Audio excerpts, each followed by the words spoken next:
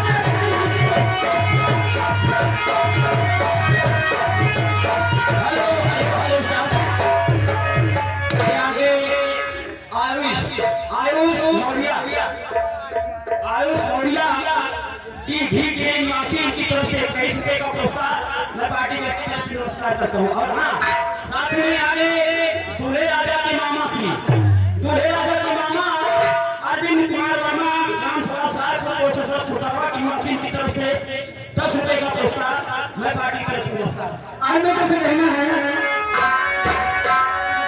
ए बहनी हाँ बोला क्या करना तुमसे कल सुना है तो हम घूमने की जिसे के बड़ा बड़ा जवानी गोरी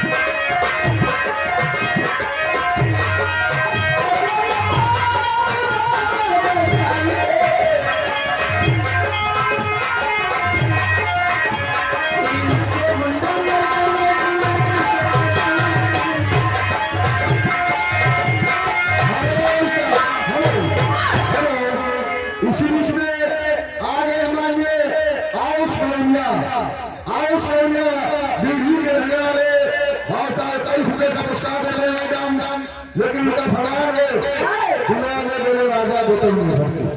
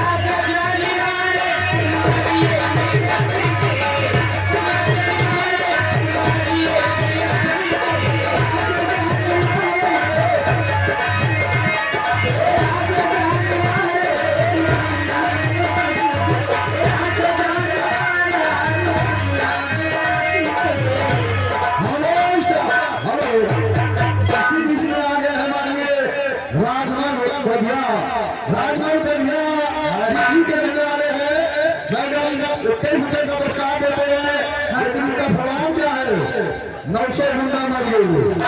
हर और क्या हलवा जवानी गोरी मार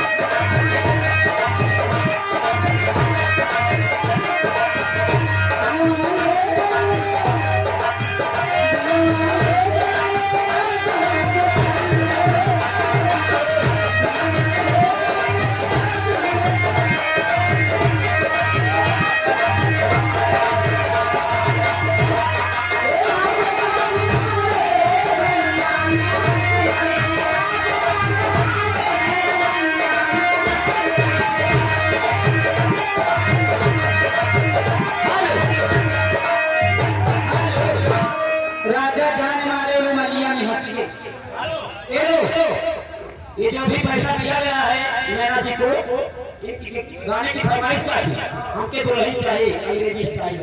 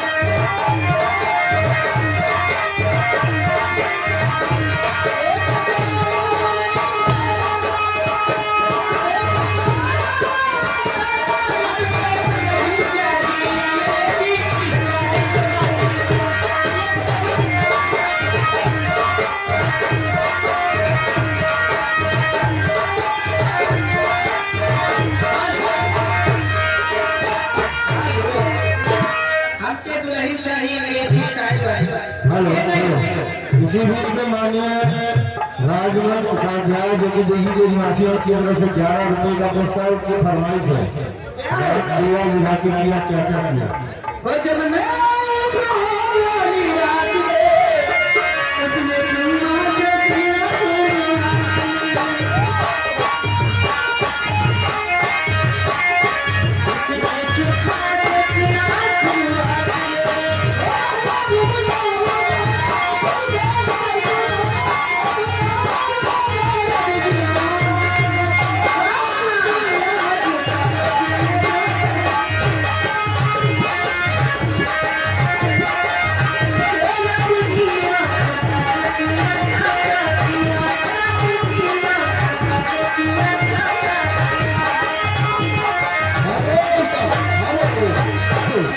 इसी बीच में आ गए माननीय रिंकू वर्मा।